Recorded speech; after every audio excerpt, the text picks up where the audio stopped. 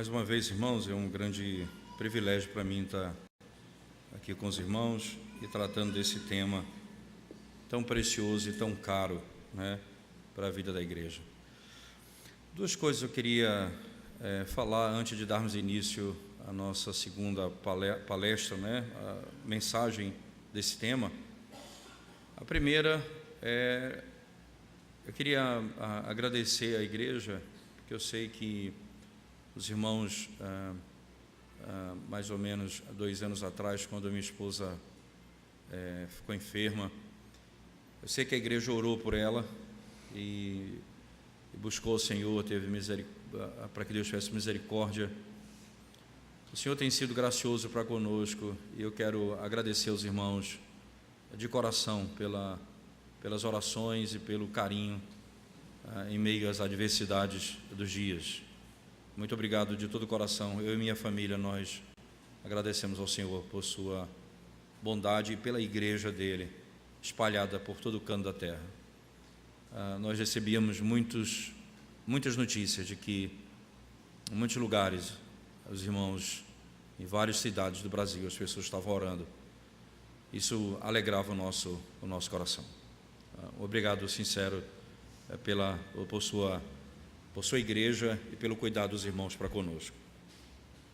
Segunda coisa que eu queria falar antes da nossa palestra e mensagem de hoje, ontem na minha fala, né, eu citei que a mesa da proposição, os pães ficavam na frente da lâmpada, né, ou melhor, da menorá, como se usa a linguagem, né? E eu falei citando versos isolados, mas não mostrei um versículo específico que mostrava isso. Aí eu fiquei pensando que seria importante, para vocês não terem dúvida que era essa exatamente a intenção da narrativa. Queria que você abrisse sua Bíblia comigo em Êxodo, no capítulo 26, verso 35, para que ficasse claro no texto que é exatamente essa a posição do pão, da mesa, diante do candelabro, certo? Êxodo 26, verso 35, diz assim: a mesa porás fora do véu, e o candelabro defronte da mesa, ao lado do tabernáculo, para o sul, e a mesa porás para o lado norte, um de frente para o outro, sul e norte, sul e norte. Lembra que é interessante que isso iluminava a entrada do Santíssimo Lugar, né? Então o candelabro iluminava a mesa da proposição. Então, para deixar claro que o conceito da bênção do Senhor, então há um texto específico que situa um e o outro, deixando claro que é exatamente aquilo que nós falamos ontem na nossa fala, para que não tenham dúvida sobre isso. Hoje nós vamos falar sobre talvez o maior benefício, se eu posso falar de o maior benefício do Pacto da Graça, mas o grande benefício do Pacto da Graça, que é o perdão dos nossos pecados, não é? A misericórdia de Deus. A Escritura Sagrada, irmãos, ela, de modo muito claro, não é? Eu queria que você, não é, voltasse comigo para o texto de Números, que nós começamos a falar no capítulo 6, por favor. Números, capítulo 6.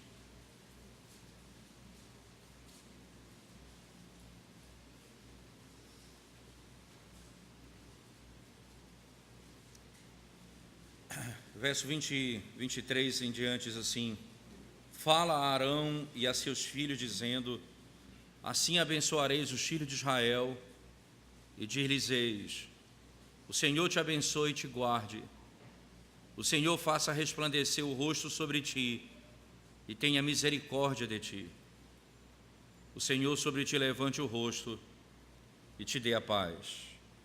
Ora, nós vimos que o primeiro grande benefício da bênção é o ajuntamento solene, não é?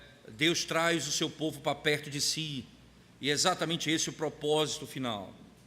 Mas dentro da bênção também tem a misericórdia que nós vamos falar hoje, que é o perdão dos nossos pecados, e nós vamos falar também sobre a paz, que é a segunda parte, a última parte da bênção araônica, que nós vamos tratar hoje à noite, se o Senhor nos permitir. Perceba que a misericórdia do Senhor, ela se revela de modo claro no pacto da graça. Isso é comum entre os estudiosos do Antigo Testamento e os teólogos puritanos do século XVII, quando eles tratam acerca da doutrina do pacto das obras, não é? Eles não excluem o conceito de graça no pacto das obras. Quando eles falam graça no pacto das obras, eles estão falando do Deus que concede alimento, família, jardim, cria o homem, entra em aliança com ele, sem ele ser digno disso. Nesses termos a graça se revela, mas não graça redentora, porque não há pecado. Se não há pecado, não há redenção. Logo, a graça redentora, ela se revela pós-queda, quando Deus então não dá a eles aquilo que eles merecem. Eles merecem o inferno e Deus concede a eles o céu. Por outro lado, eles são unânimes em dizer que não há misericórdia nesse primeiro pacto. Isto é, não existe reconciliação nesse pacto. Não existe salvação nesse pacto. É interessante que Jesus Cristo, o segundo Adão, ele vai fazer assim. Lá em Lucas, no capítulo 18, você vai lembrar bem desse texto. Depois que Cristo conta a parábola, ele conta a parábola do publicano e do fariseu que sobem ao templo para orar.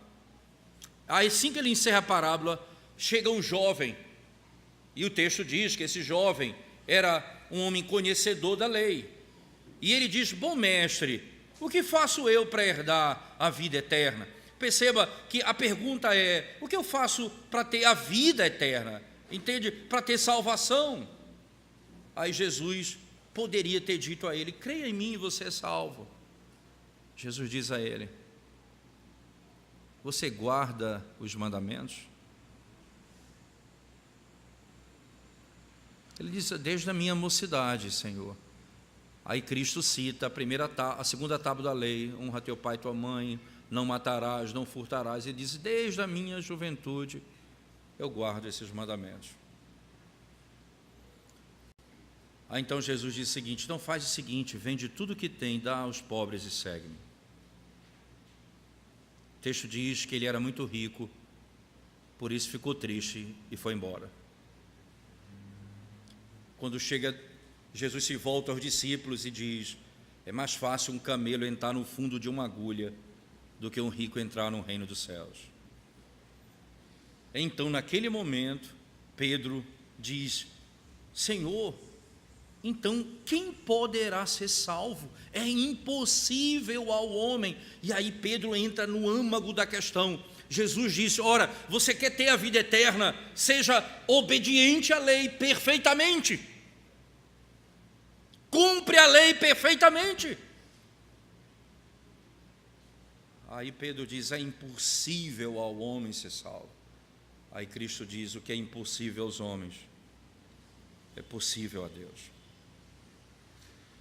Passa o capítulo 18, entra o capítulo 19, a história do publicano Zaqueu, que era rico e foi salvo. O que era impossível para ele era possível para Deus. Ele não foi salvo por causa da sua obediência, ele obedece à lei de Deus porque ele foi salvo. Ele então devolve o que ele roubou e o que ele tirou das pessoas, mostrando que junto à salvação produz obediência, a fé produz mudança, mas não que a obediência produz fé ou a obediência produz salvação. Ora, o que o Senhor Jesus está ensinando, então, de modo muito claro, é que no primeiro pacto, onde a lei deveria ser cumprida perfeitamente e ainda é exigido de nós hoje isso, entenda isso, irmãos. Eu gosto muito de Abrakel, quando ele trata sobre a questão do pacto das obras, porque ele faz um trabalho extraordinário no meu entendimento. Ele diz assim: ora, seria contrário à natureza de Deus não legislar. Isto é, se Deus não estabelecer leis, Ele não é Deus. E se o homem não estiver debaixo de leis, ele não é criatura. Então é da natureza da criatura estar debaixo de leis, é da natureza do Criador criar leis, estabelecer leis.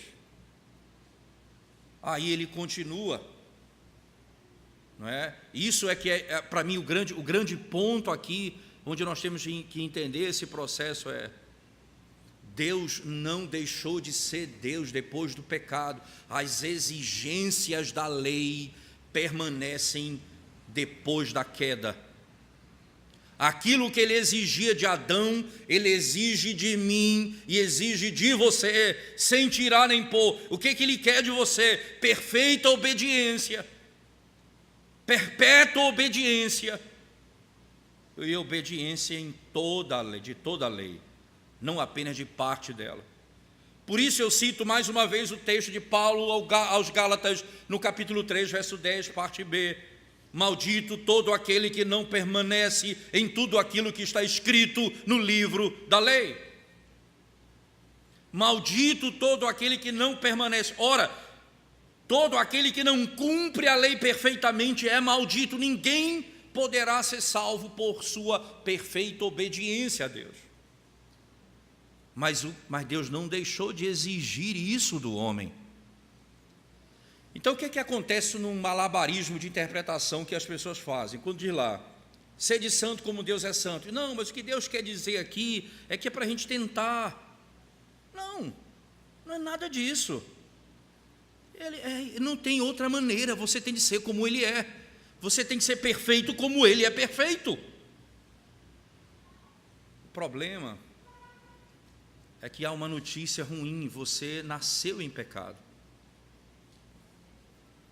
Depois da queda de Adão, todos nós nascemos em pecado.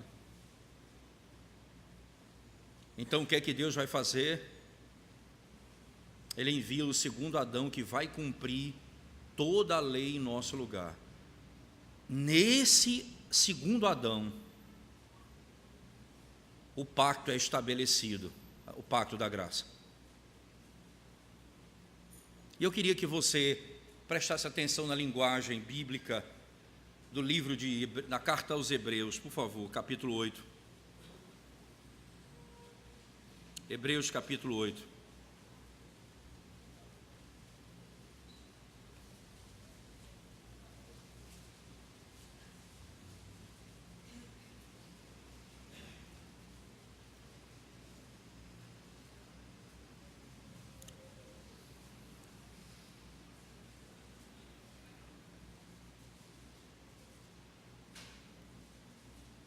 Desculpa, é o capítulo 10, verso 16 em diante.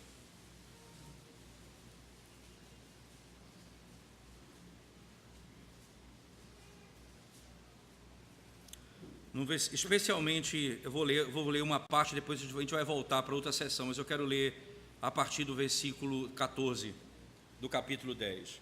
Porque com uma única oferta aperfeiçoou para sempre quantos estão sendo santificados.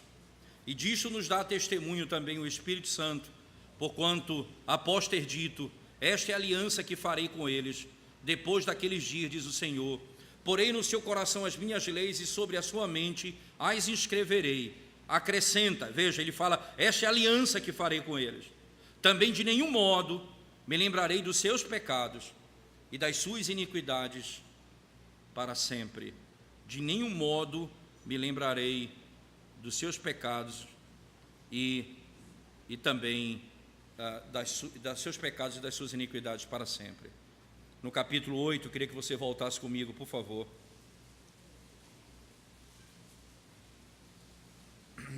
Agora nós vamos ler a partir do verso 8. 8 a partir do verso 8. Perceba bem a estrutura desse verso. E de fato, repreendendo-os, diz: eis aí vem dias, diz o Senhor, e firmarei nova aliança com a casa de Israel e com a casa de Judá, não segundo a aliança que fiz com seus pais no dia em que os tomei pela mão, para os conduzir até fora da terra do Egito, pois eles não continuaram na minha aliança, e eu não atentei para eles, diz o Senhor. Porque esta é a aliança que firmarei com a casa de Israel. Depois daqueles dias, diz o Senhor, na sua mente imprimirei as minhas leis, também sobre o seu coração as inscreverei. Eu serei o seu Deus, eles serão o meu povo. E não ensinará jamais cada um ao seu próximo, nem cada um ao seu irmão, dizendo, conhece ao Senhor, porque todos me conhecerão, desde o menor deles até o maior, pois para com as suas iniquidades usarei de misericórdia, e dos seus pecados jamais me lembrarei. Você percebe que já está posto na própria aliança que Deus teria misericórdia e perdoaria o pecado do seu povo. Já está posto na própria aliança, entende? No pacto das obras não há prescrito perdão de pecados. Uma vez que o pecado foi cometido, a morte se estabeleceu em toda a raça humana. Deus então estabelece uma nova aliança com o seu filho, o segundo Adão. E nesse pacto existe a provisão, e está lá escrito, Deus teria misericórdia do seu povo. Ora, preste atenção nisso, irmãos. O único pecado de Adão o levou à morte, e com ele toda a raça humana. Um único pecado. É para você saber o que é o pecado para Deus. O menor dos pecados, a menor quebra da lei, é suficiente para nos lançar no inferno todos os dias da eternidade.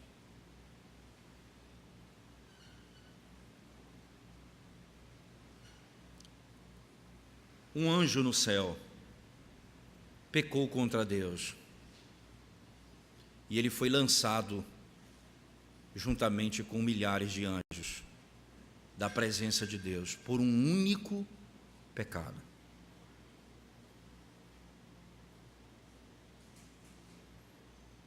Por que nós ainda estamos no Senhor,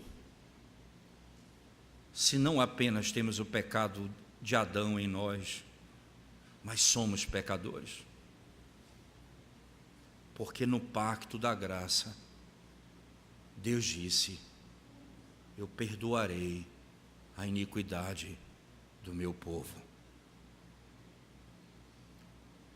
Eu levantei um substituto. Eu levantei o perfeito Adão, que levou sobre si as nossas iniquidades. Thomas Boston, comentando essa narrativa, disse, certamente Deus morreu por todos os meus pecados, do passado, do presente e do futuro.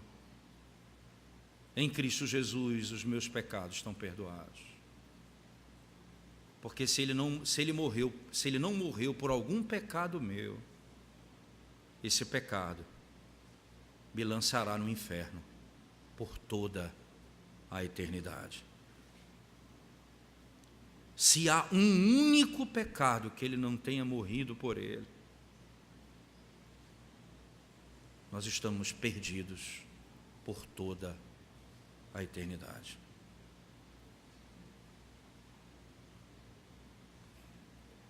Essa é a aliança que eu faço convosco, diz o Senhor. Agora, preste bem atenção nessas verdades, irmãos. Ela traz conhecimento. Veja que no verso 11, ele diz, e não ensinará jamais cada um ao seu próximo, nem cada um ao seu irmão, dizendo, conhece ao Senhor, porque todos me conhecerão. Ora, desde o menor deles até o maior, aqui ele não está dizendo o pastor é desnecessário, não há necessidade de dons de mestre, porque as pessoas leem mal o texto. O que ela está dizendo é, somente quando o teu pecado for perdoado, é que você vai conhecer a Deus. É quando os pontos se ligam, é quando as coisas fazem sentido. Porque veja que no verso 12 ele coloca isso como uma causa. Veja, explicação. Pois. Você sabe por que vocês vão me conhecer?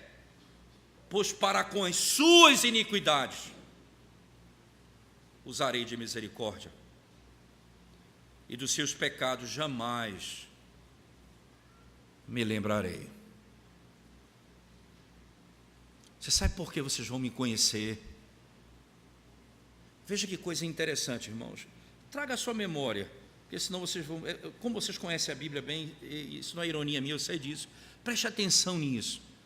Lembra lá da narrativa do bezerro de ouro, do grande pecado cometido por Israel, adorando a Deus por meio de um bezerro de ouro. Quando então Deus se ira contra Israel e diz: agora eu vou destruí-los, sai Moisés da minha frente. Aí Moisés intercede por eles e Deus ouve e não os destrói. Deus perdoa o pecado do povo, apesar de condenar e matar mais de 3.000 aquele dia. O povo não foi destruído plenamente. Aí, quando o pecado é perdoado, Moisés diz assim: eu quero te conhecer, Senhor. Mostra-me a tua glória. No capítulo 34. Você percebe que quando ele perdoa o pecado, quando ele se revela justo, ele se torna conhecido, e Moisés diz: eu quero ver a tua glória, Senhor. Interessante, no capítulo 33, isso, 33 exatamente, ele pede para ver a glória. Sabe o que Deus diz a ele? Eu vou te mostrar a minha bondade. E sabe qual é a minha bondade, Moisés? Eu terei misericórdia de quem eu quiser ter misericórdia. Eu me compadecerei de quem eu quiser ter compaixão. Porque todos vocês são dignos do inferno, mas eu tive misericórdia de vocês.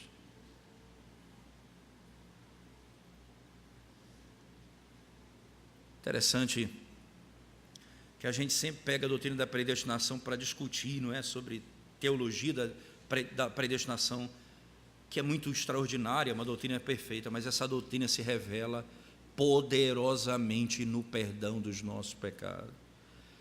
Quando Deus diz isso a Moisés, ele diz quando ele perdoa o pecado do povo, aquele povo que era digno do juízo de Deus. Ele diz: eu terei misericórdia de quem eu quiser ter misericórdia.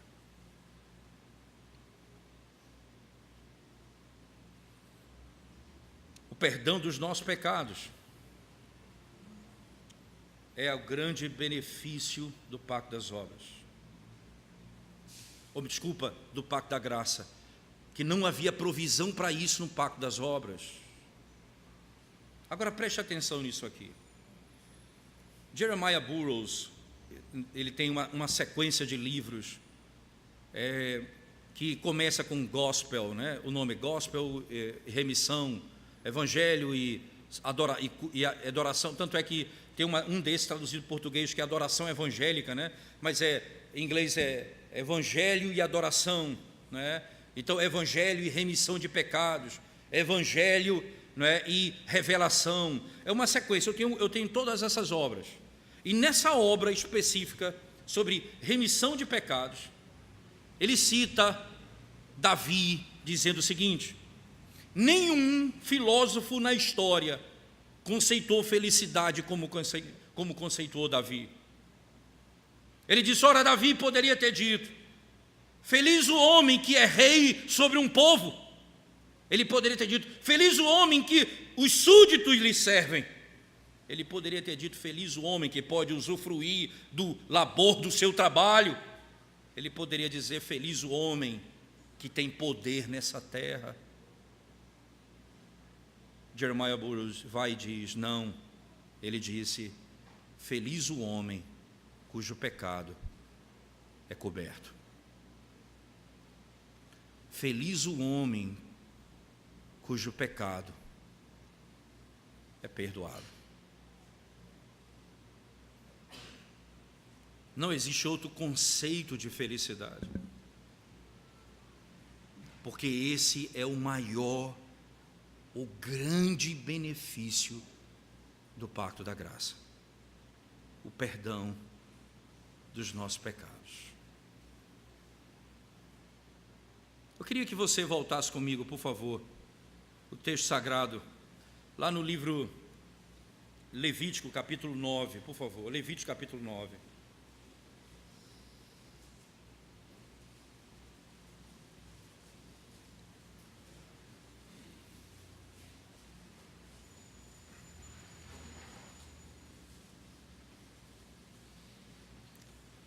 Verso 22, até o fim do texto.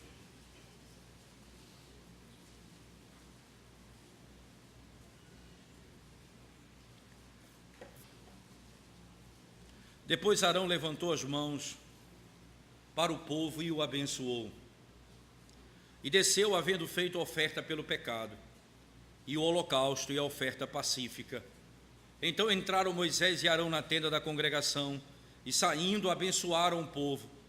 E a glória do Senhor apareceu a todo o povo. E eis que saindo fogo de diante do Senhor, consumiu o holocausto e a gordura sobre o altar, o que vendo o povo jubilou e prostrou-se sobre o rosto. Que imagem é essa aqui? Veja que no verso 22 diz que Arão, levantando as mãos para o povo, o abençoou. Ele sai do tabernáculo e abençoa o povo. O texto não diz que bênção é essa. Em Números capítulo 6, nós podemos então imaginar que era a bênção araônica que ele deu ao povo aqui, não é? Que Deus tenha misericórdia de vocês. Mas agora, perceba, desceu, havendo feito oferta pelo pecado. Veja, depois de ter oferecido oferta ao Senhor, holocausto e oferta pacífica, então entraram Moisés e Arão de novo na tenda da congregação, e saindo abençoaram o povo. Veja, eles abençoam o povo no verso 22, né? Abençoam o povo no verso 23, e aí vem: e a glória do Senhor apareceu a todo o povo. Veja qual a bênção do Senhor. E eis que saindo fogo de diante do Senhor, consumiu o holocausto e a gordura sobre o altar, o que vendo o povo jubilou e prostrou-se sobre o rosto. Por que o povo jubilou e colocou o rosto no pó? O que foi que eles viram ali? Interessante, estava ali o cordeiro morto, colocado sobre o altar. Está aqui a congregação de Israel, que poderá ser fulminada por Deus. O fogo vem de diante do Senhor e consome o cordeiro e não o povo. Deus consome o cordeiro no lugar do seu povo. Eles compreenderam aquilo, e o texto diz: houve júbilo, e eles colocaram o seu rosto no pó. Que imagem extraordinária.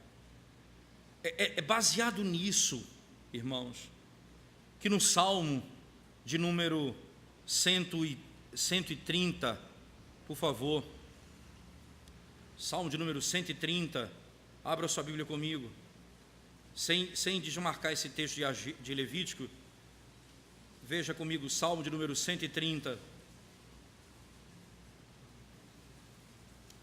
O salmista, veja a linguagem específica dele, ele diz assim, verso 3: se observares, Senhor, iniquidade, quem, Senhor, subsistirá? Verso 4: Contigo, porém, está o perdão, para que te temam. Você sabe o que é interessante é que o perdão, ele não produz a sensação de frouxidão moral, isto é, porque eu sei que Deus perdoa o meu pecado, eu vou viver pecando. Você percebe que isso é uma lógica que não é provável dentro do texto, por uma razão simples. O que Israel viu? Viu o seu pecado e viu o cordeiro posto, e Deus então poderia ter destruído eles, e ele mata o cordeiro diante dos seus olhos, dizendo: ele morreu no vosso lugar. Vocês deveriam entender isso. E o que é que há no coração deles? Júbilo de alegria, e eles colocam o rosto no pó.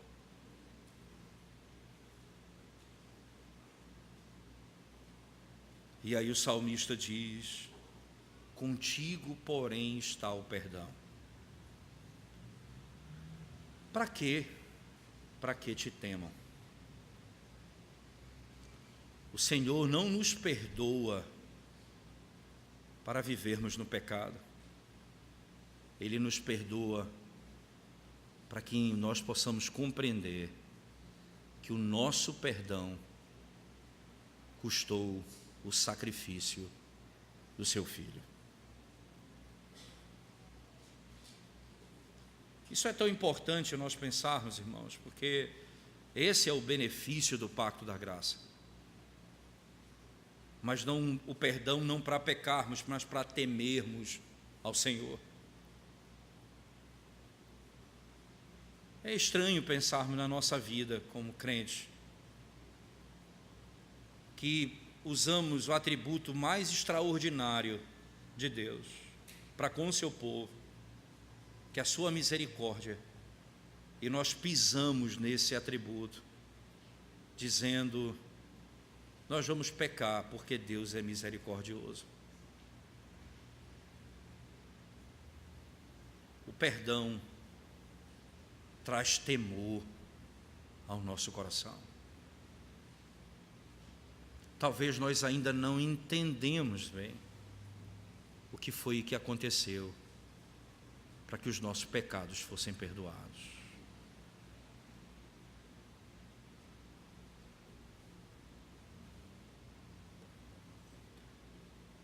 O perdão dos nossos pecados, sim, é o maior benefício do pacto da graça.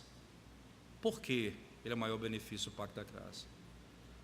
Porque não estava registrado no conteúdo do pacto das obras.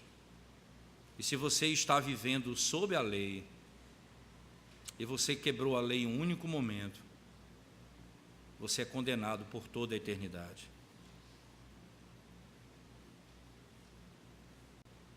Mas ainda, vou dizer mais um pouco. No Salmo de número 130, eu quero que você, no Salmo 103, você volte comigo, por favor. Salmo de número 103.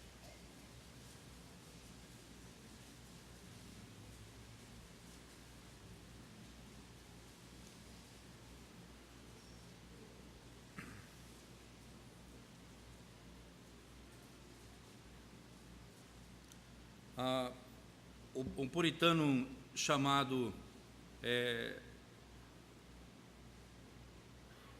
Charnock escreveu um livro chamado A Existência e o Atributos de Deus, que é uma obra magna, mais de 900 páginas essa obra. E no livro da teologia puritana do Mark Jones e Joel Bick, há um capítulo nesse livro onde ele faz uma análise do livro do Charnock sobre os atributos, a existência e os atributos de Deus. E ele faz um trabalho interessante. E Charnock, o que ele faz? Ele pega o Salmo de número 103, ele faz um trabalho impressionante nesse Salmo. Então, por exemplo, quando fala do poder de Deus, ele vai tratar desse tema, e ele fala que o poder está ligado ao perdão dos nossos pecados. Perceba, no verso 1 do Salmo 103, acompanha comigo a leitura, ele diz: ora, bendiz a minha alma ao Senhor, e tudo que há em mim bendiga o seu santo nome.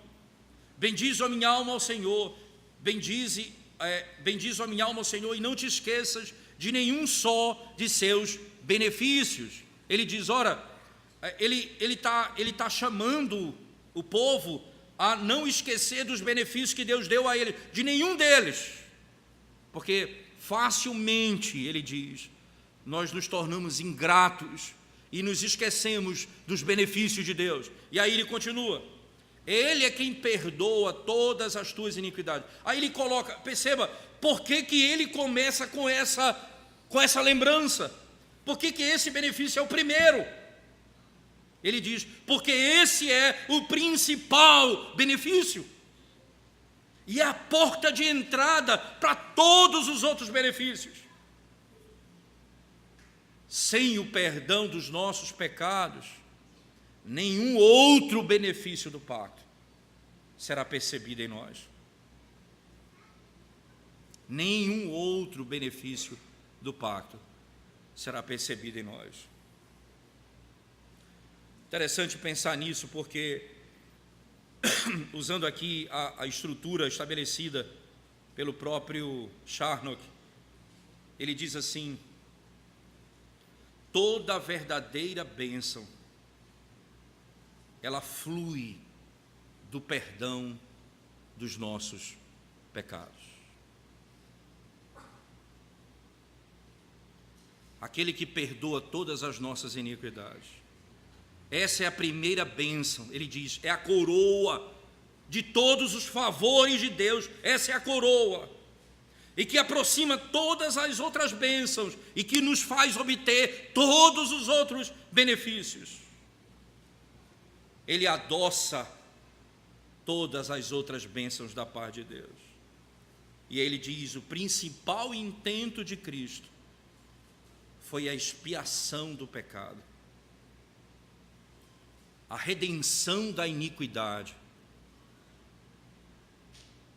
adquirir ou comprar para nós, ou possuir outra bênção, só era possível como consequência do perdão dos nossos pecados. Você vai ver, lembrando de Hebreus 8, quando ele diz, e nós conheceremos a Ele, porque Ele perdoa os nossos pecados. Veja, o conhecimento é possível, porque Ele perdoou os nossos pecados. E aí ele continua, onde o pecado é perdoado, a alma é renovada. Ele diz, no mesmo verso 3 do Salmo, é Ele quem cura as nossas enfermidades. É Ele quem cura a nossa enfermidade. Ele fala, o perdão é uma misericórdia que está em forma de semente. E ela vem como um time, ela vem completa nela. Isto é, ele diz, ela nunca vem sozinha. O perdão de pecados nunca anda sozinho. Quando nós temos o interesse em Cristo, ele diz, veja as palavras, o castigo que nos traz a paz estava sobre ele. O castigo que nos traz a paz estava sobre ele.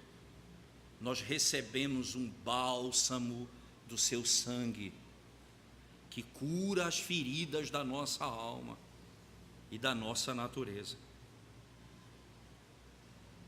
Quando os nossos pecados são perdoados. Por suas pisaduras nós somos sarados. Pelo seu sangue nós somos redimidos. O salmista diz então, bendize a minha alma ao Senhor, não te esqueças de nenhum só dos seus benefícios. E a porta de entrada é Ele quem perdoa as tuas iniquidades.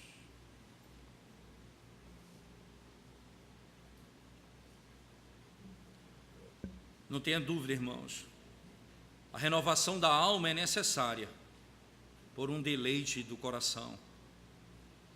A renovação da alma é necessária. E isso só se dá quando o perdão dos nossos pecados é manifesto. Interessante aqui, quando você ainda, na sequência do texto, ele diz, né? Deus é o autor único e soberano de todas as bênçãos espirituais. Perceba isso. É Ele quem perdoa.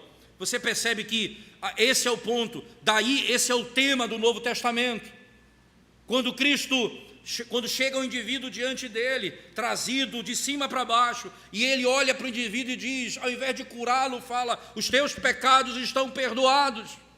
E eles dizem, ora, só Deus pode perdoar pecado. Isso é certo. Só Deus pode perdoar pecados.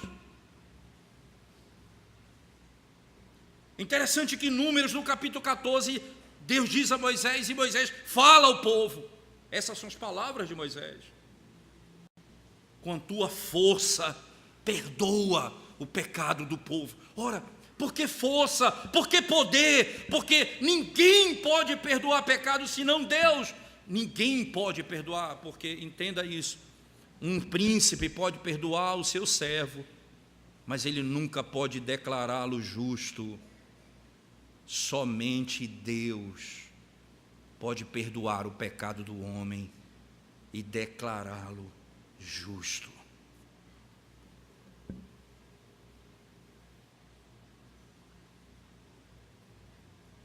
É Ele quem perdoa as nossas iniquidades. Lembrando ainda da narrativa do Evangelho, quando Cristo então responde ao questionamento daqueles homens. Só Deus pode perdoar pecados. Então Jesus se volta a eles e diz, o que é mais fácil? Dizer, os teus pecados estão perdoados, ou levanta-te e anda? Que o Senhor está dizendo que a cura das suas enfermidades é um sinal do perdão dos seus pecados. O que Jesus está dizendo aqui, irmãos? Que a pior enfermidade do homem não é a do corpo, é quando o seu pecado não é perdoado. Se não estancar esse não resolve.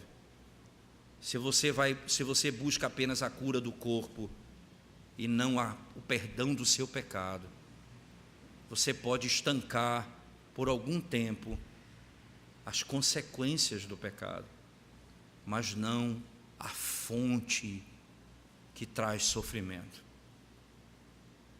E Jesus diz então, para que você saiba que o Filho do Homem tem poder para perdoar pecados, levanta-te e anda. É Ele quem perdoa as nossas iniquidades e quem sara as nossas enfermidades. É o mérito dele, é a força dele, é o poder dele, é a capacidade dele. É Ele quem perdoa pecado.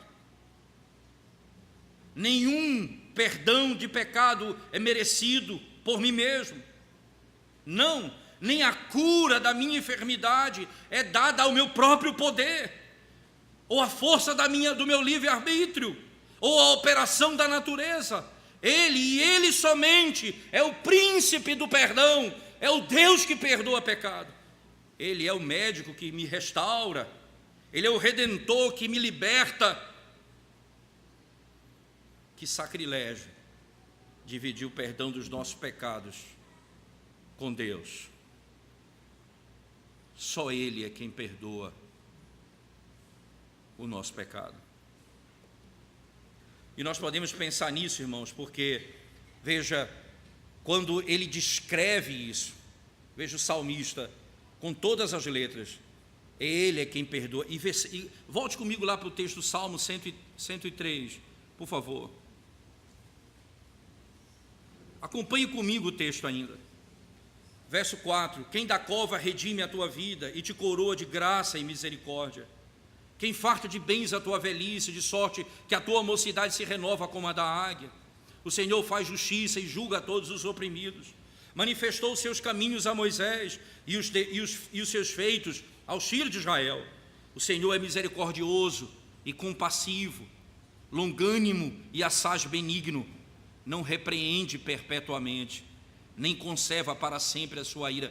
Você percebe que por causa do perdão dos nossos pecados, até mesmo a disciplina que vem sobre nós, ela é temporária. Até mesmo a ira que cai sobre nós, ela é passageira, ela não é eterna, porque foi tirado de mim a culpa do meu pecado. Cristo levou sobre si, o meu pecado foi perdoado. E aí, irmãos, até o sofrimento que vem por causa de um pecado não é perpétuo.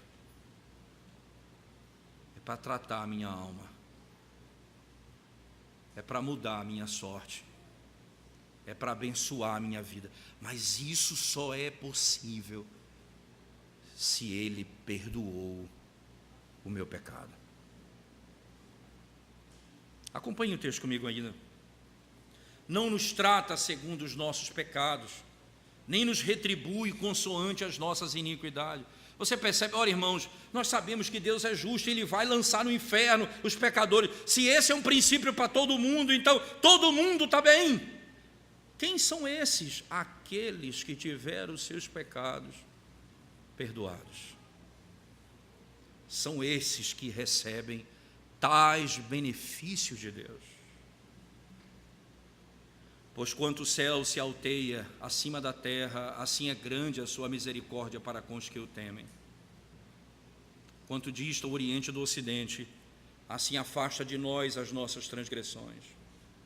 Como um pai se compadece de seus filhos, assim o Senhor se compadece dos que o temem, pois Ele conhece a nossa estrutura e sabe que somos pó.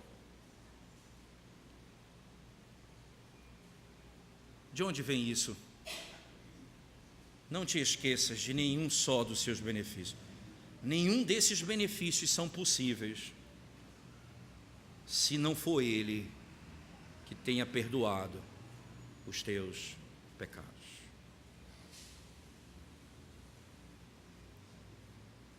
Esse é o maior e a porta de entrada para todos os outros benefícios diante de Deus. Se os nossos pecados não forem perdoados, não haverá esperança para o homem, em hipótese alguma. A Escritura Sagrada, irmãos, ela nos leva expressamente para esse entendimento. Essa é a aliança que eu faço convosco. Essa é a nova aliança, o novo pacto que eu faço convosco. Está na provisão do pacto. Eu perdoarei as tuas iniquidades.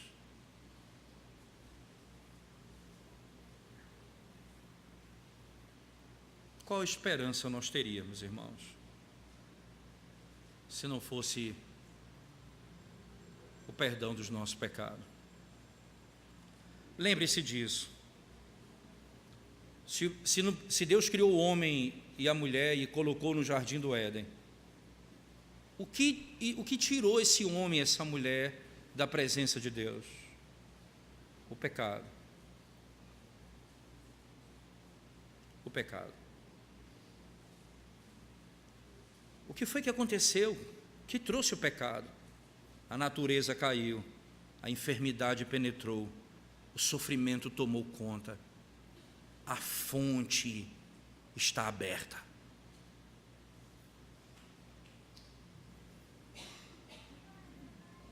Aí vem um Messias prometido,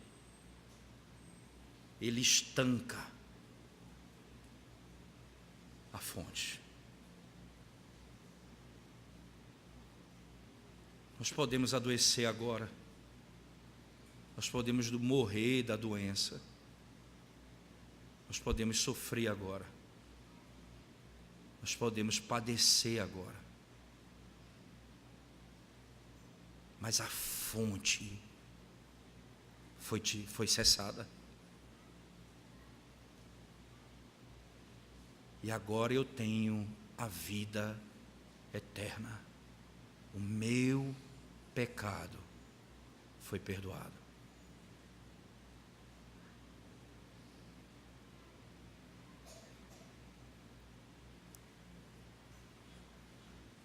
O meu pecado foi perdoado.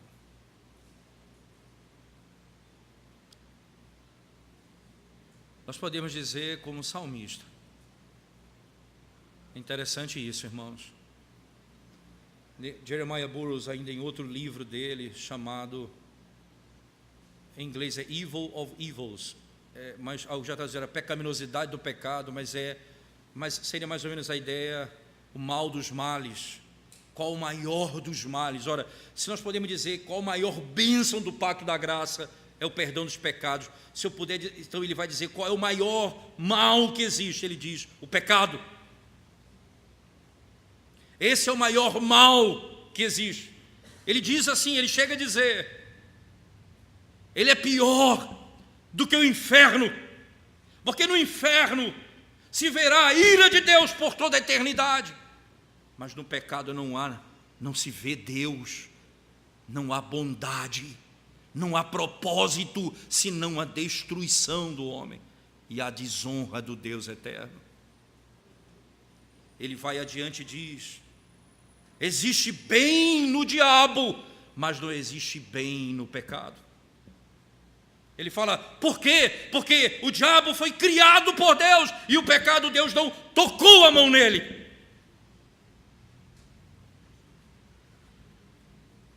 Ele vai adiante e diz,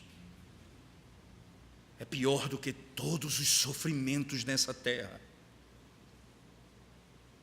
O pecado. Porque você nunca vai dizer, foi-me bom ter cometido tal pecado, porque aprendi a amar a tua lei, mas você vai dizer, foi-me bom ter passado pela aflição, porque aprendi os teus decretos.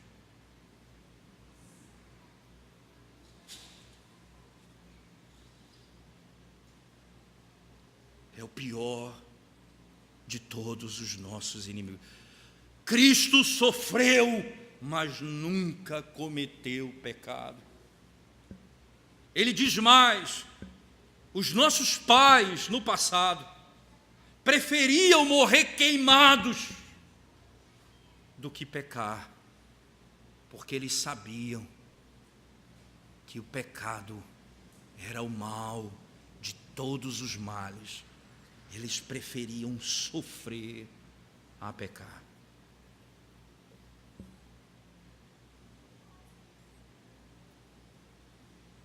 E exatamente por isso, entenda, irmãos, nós ainda não veremos nessa terra um paraíso, nós ainda não veremos nessa terra um mundo perfeito, mas nós podemos ver nessa terra o maior de todos os benefícios. O nosso pecado em Cristo foi perdoado e nada mais poderá nos destruir, porque Cristo Jesus perdoou os nossos pecados. E nas nossas aflições mais profundas, nas nossas dores intermináveis, nas nossas angústias sem fim, nós podemos dizer, como o apóstolo Paulo, quem nos separará do amor de Deus, que está em Cristo Jesus? Quem nos separará do amor de Deus, que está em Cristo Jesus?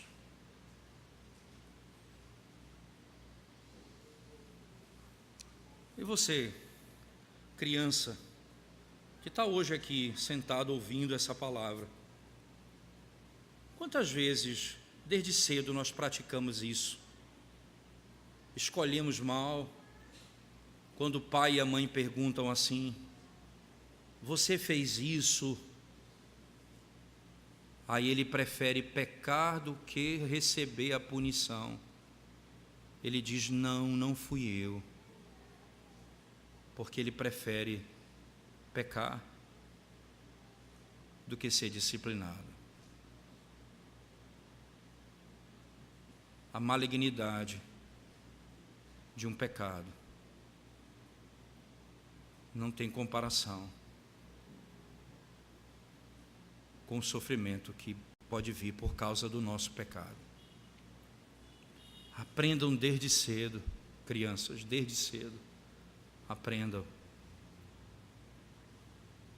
que o pior mal não é a disciplina do seu pai, é pecar contra Deus. Esse é o pior dos males.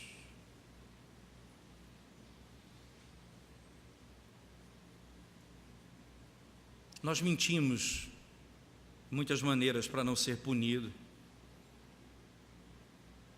porque preferimos pecar à disciplina. As nossas escolhas revelam que nós ainda não entendemos isso, a ponto de ouvir a palavra do autor da carta aos Hebreus: ainda não temos enfrentado e resistido ao pecado até o sangue.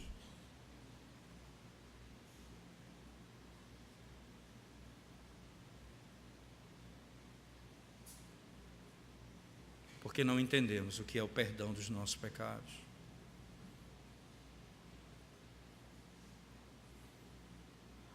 Que benefício Deus pode trazer a você? Como pastor de igreja, você faz visitas de pessoas doentes e muito enfermas, perto da morte. E o sofrimento ali está abatendo aquela pessoa, a família angustiada.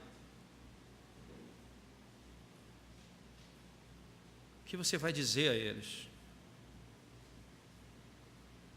Nós temos pastores, presbíteros, nós temos uma mensagem para eles.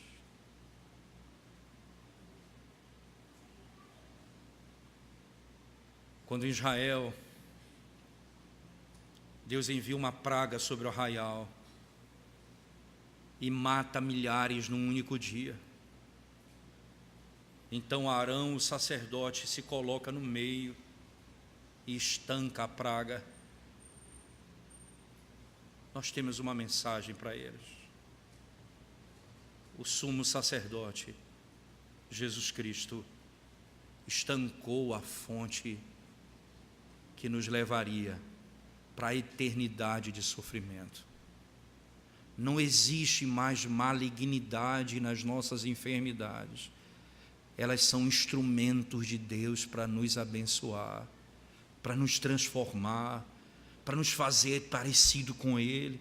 Não existe mais malignidade nas nossas dores, porque foi tirado, Cristo levou sobre si a malignidade de tudo isso. Agora é instrumento de Deus para a nossa vida, é bênção de Deus, porque os nossos pecados foram perdoados. Porque os nossos pecados foram perdoados. Não existe mais. Cessou a praga no arraial. Cessou a praga no arraial. O teu pecado foi perdoado. Esse é o benefício de todos os benefícios. Por que seguimos a Cristo? Jesus diz: não me sigam pelos benefícios que eu tenho para te dar. Se vocês crerem em mim, vocês terão a vida eterna. Interessante. O Evangelho de João é uma riqueza nisso. Jesus diz: eu vou ressuscitá-lo no último dia. Interessante, se você crê em mim, eu vou ressuscitá-lo no último dia. Jesus Cristo não disse, se você crê em mim, eu vou te dar isso, aquilo outro. Esse é o benefício. O meu pecado foi perdoado, eu tenho a vida eterna, e agora eu tenho a promessa das promessas, eu viverei eternamente com Ele. O que mais eu preciso, irmãos? O que mais eu preciso?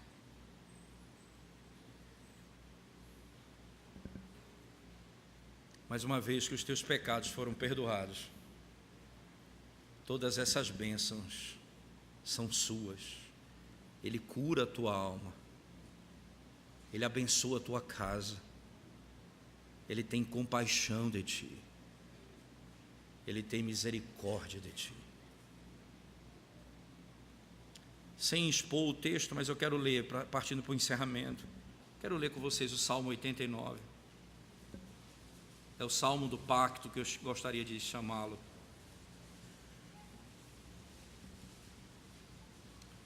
Nenhum salmo se aproxima desse em glória, quanto à doutrina do pacto, eu posso me arriscar a dizer. Verso 1 em diante do capítulo do Salmo 89. Cantarei para sempre as tuas misericórdias, ó Senhor. Preste atenção nos atributos aqui, misericórdia. Cantarei para sempre as tuas misericórdias, ó Senhor. Os meus lábios proclamarão a todas as gerações a tua fidelidade. Pois disse eu, a benignidade está fundada para sempre. A tua fidelidade, tu a confirmarás nos céus, dizendo, fiz aliança com o meu escolhido e jurei a Davi, meu servo. Para sempre estabelecerei a tua posteridade e firmarei o teu trono de geração em geração. Celebra os céus as tuas maravilhas, ó Senhor, e na Assembleia dos Santos a tua fidelidade. Pois quem nos céus é comparável ao Senhor? Entre os seres celestiais, quem é semelhante ao Senhor? Deus é sobremodo tremendo na Assembleia dos Santos e temível sobre todos os que o rodeiam. Ó Senhor, Deus dos exércitos, quem é poderoso como tu és, Senhor? Com a tua fidelidade ao redor de ti, dominas a fúria do mar. Quando as suas ondas se levantam, tu as amainas. Calcaste a Raabe como um ferido de morte. Com o teu poderoso braço dispersaste os teus inimigos. Teus são os céus, tua é a terra, o mundo e a plenitude, tu os fundaste. O norte e o sul, tu os criaste. O Tabor e o Hermon exultam em teu nome. O teu braço é armado de poder, forte é a tua mão e elevada a tua destra. Justiça e direito são o fundamento do teu trono, graça e verdade te precedem. Bem-aventurado o povo que conhece os vivas de júbilo, que anda, ó Senhor, na luz da tua presença. Veja de novo que imagem interessante, que anda na luz da tua presença. O Senhor ilumina o seu povo dia e noite. Bem-aventurado o povo, verso 16, em teu nome de contínuo se alegra e na tua justiça se exalta. Porquanto tu és a glória de sua força, no teu favor avulta o nosso poder. Pois ao Senhor pertence o nosso escudo e ao Santo de Israel o nosso rei. Outrora falaste em visão aos teus santos e disseste, a um herói concedi o poder de socorrer. Do meio do povo exaltei um escolhido. Encontrei Davi, pode dizer, encontrei Jesus, meu servo, com o meu santo óleo o ungi. A minha mão será firme com ele, o meu braço o fortalecerá. O inimigo jamais o surpreenderá, nem há de afligir o filho, nem o há de afligir o filho da perversidade. Esmagarei diante dele os seus adversários e ferirei os que o odeiam. A minha fidelidade e a minha bondade o hão de acompanhar, e em meu nome crescerá o seu poder.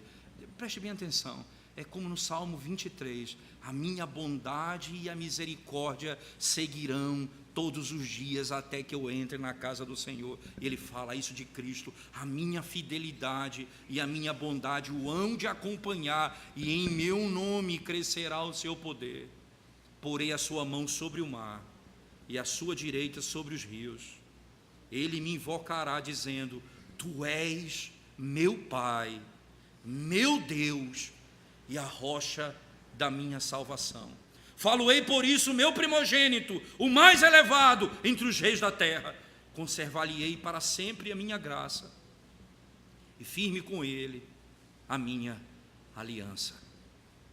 Farei durar para sempre a sua descendência e o seu trono como os dias do céu. Se os seus filhos, e aqui vem, irmãos, aqueles que fizeram aliança e que creram no seu filho, e se os seus filhos desprezarem a minha lei e não andarem nos meus juízos, se violarem os meus preceitos e não guardarem os meus mandamentos, então punirei com vara as suas transgressões e com açoites a sua iniquidade, mas jamais retirarei dele a minha bondade, nem desmentirei a minha fidelidade, não violarei a minha aliança, nem modificarei o que os meus lábios proferiram. Uma vez jurei por minha santidade, serei eu falso a Davi, serei eu falso ao meu filho, Jesus Cristo. A sua posteridade durará para sempre, e o seu trono como o sol perante mim. Perceba toda essa narrativa, você pode ler depois com todo cuidado. Os benefícios dos que estão em Cristo. As misericórdias não se apartarão do seu povo. Ele nos disciplinará com varas e açoites, mas a sua misericórdia não se apartará de nós. Por quê? Porque estamos em Cristo Jesus, e nele os nossos pecados foram perdoados. E com ele, com Cristo o Pai, fez uma aliança, e ele não desmentirá essa aliança,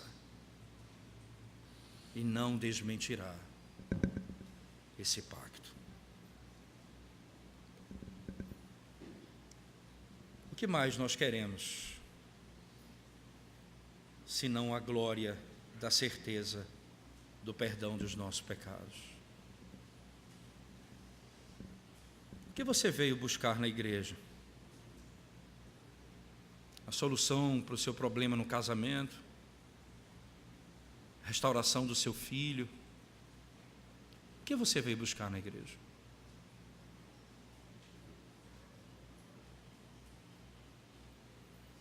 Se os teus pecados não forem perdoados, você pode viver 200 anos nessa terra, com a sua família tendo 100% de saúde durante todo o tempo da sua vida. O inferno será a tua habitação por toda a eternidade. Se Cristo não perdoar o teu pecado. Então eu convoco você hoje, confesse ao Senhor os seus pecados, clame a Deus por misericórdia hoje. Ele é rico em perdoar, é rico em perdoar. É para você, irmão, que está em Cristo Jesus e teve seus pecados perdoados, e tanta aflição lhe sobrevém nessa terra, regozije-se no Senhor, alegre-se no Senhor. Esse é o nosso Pai bondoso que nos concede o que é necessário para a nossa vida, para nos fazer mais e mais parecido com o seu Filho. Ora, irmãos, se o autor da carta aos Hebreus disse que Cristo foi aperfeiçoado no sofrimento, entenda, não é aperfeiçoado no sentido que ele melhorou, mas ele se tornou apto para o sacrifício, isto é, ele fez tudo o que deveria fazer, e o sofrimento era o processo. Se ele fez isso com seu filho, ele fará isso conosco também. Mas nós temos o consolo do Filho, a graça do Espírito que habita em nós e o amor do Pai que está conosco. Sabe por quê? E aqui eu encerro. Pegue essas 3 imagens. Por que um pai deixaria um filho, o seu único filho, ser moído e esmagado? Qual a razão que ele teria? Por que um filho cheio da glória, eterno Deus, se tornaria homem e para sempre seria verdadeiro homem e verdadeiro Deus, e sofreria e seria esmagado e passaria por todas as angústias do inferno? Por que isso? Livro do profeta Isaías, no capítulo 53, verso 10. Eu queria que você lesse comigo, por favor. Livro do profeta Isaías. A única razão que existe é essa aqui.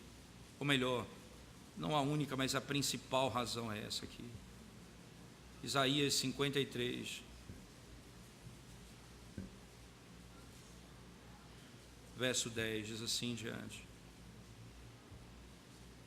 todavia ao Senhor agradou moê-lo, fazendo-o enfermar. Veja a linguagem, agradou moê-lo, quando der ele a sua alma como oferta pelo pecado. Ele verá a sua posteridade e prolongará os seus dias, e a vontade do Senhor prosperará nas suas mãos. Ele verá o fruto do penoso trabalho de sua alma e ficará satisfeito. Você sabe por quê, irmãos? Porque no final disso, os nossos pecados são perdoados.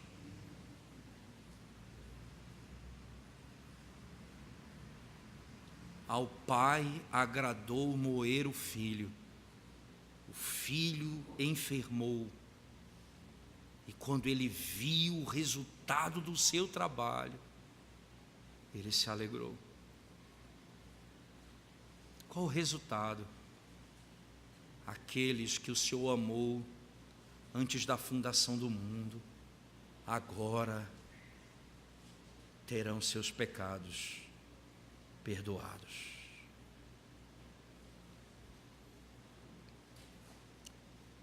O que o Espírito veio fazer? Nos convencer do pecado.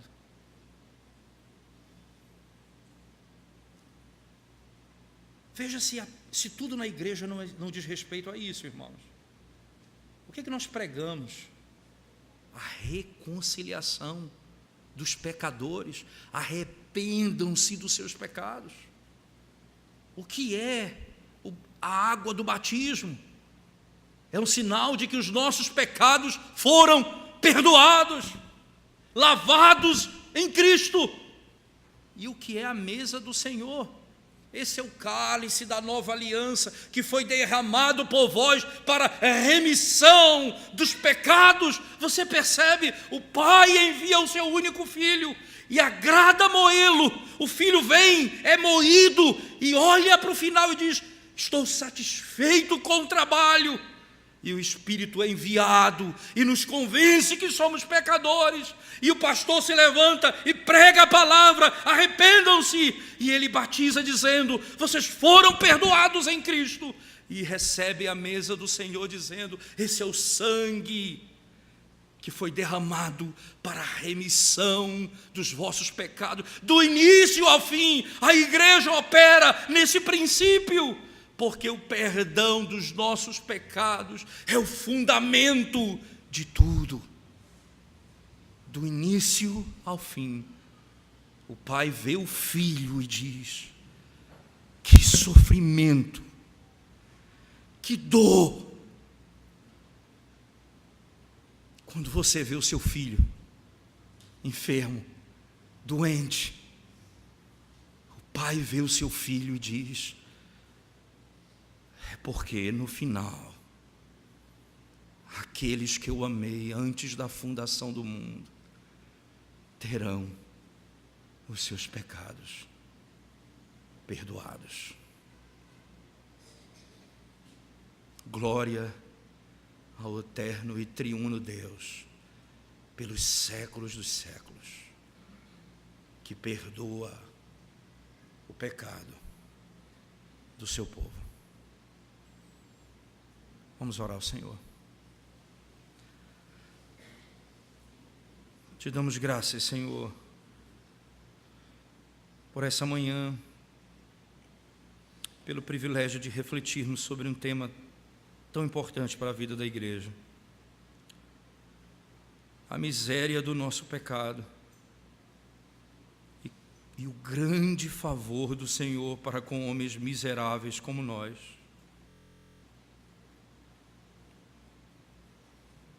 Pedimos perdão da maneira como temos vivido, Senhor, como não temos tratado o pecado com seriedade. E rogamos as tuas misericórdias sobre a tua igreja. Nós te amamos, Senhor, de todo o nosso coração. Ajuda-nos a vivermos de conformidade com essas verdades, para a glória do teu nome. Em nome de Jesus nós oramos. Amém, Senhor.